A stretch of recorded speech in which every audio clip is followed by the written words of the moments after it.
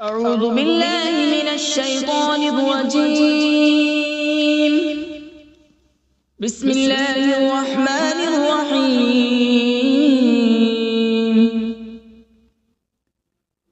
ياسين والقرآن الحكيم